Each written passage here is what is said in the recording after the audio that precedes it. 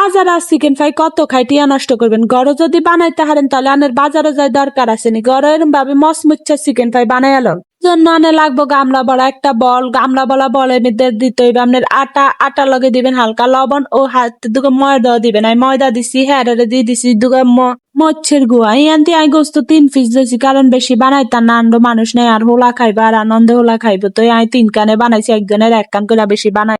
দিয়ে দিছি আদা রসুন জিরা বাড়া দিছি, আনে লবণ দিছি, মেচ্ছের গুই দিয়ে আবার মাখা জাকা করতে হবে। বালা মতন মাখা জাকা করানো হলে বিকতে যান যায় এরম ভাবে করতে হইব।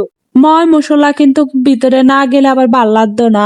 আবার যে টেকনিকে বানায় আনের একবার এরম ভাবে যারা ধরেন ভিতরে কাঁচা খাইতেন চান না হেতারা এইভাবে বানাইছে।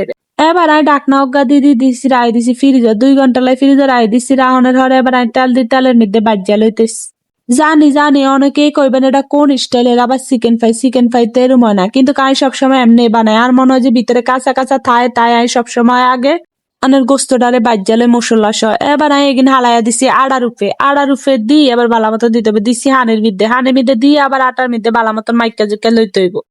মাখনের হরে বালা মতন জুজুরা যতক্ষণ পর্যন্ত না হবে ততক্ষণ পর্যন্ত কিন্তু মাখবেন। মাহি আবার একটু হানি দিবেন, হানি দিয়ে আবারও আড়া দিবেন, কারণ হানি 2-3 বার দিলে তাহলে এটা আড়াটা বালা মতন লাগবো।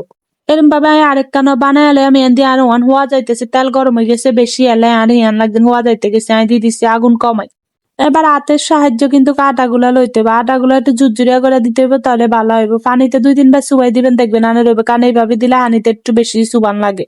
এবার সানা চিকেন ফ্রাই গুলা কেমন হয়েছে, চিকেন ফ্রাই কেমন হয়েছে আপনারা নিজেরাই বুঝতেছেন। কালার হইলে আরো সুন্দর লাগবো। আর আপনারা এরম ভাবে গরম চিকেন ফ্রাই অবশ্যই বানাই খাবেন।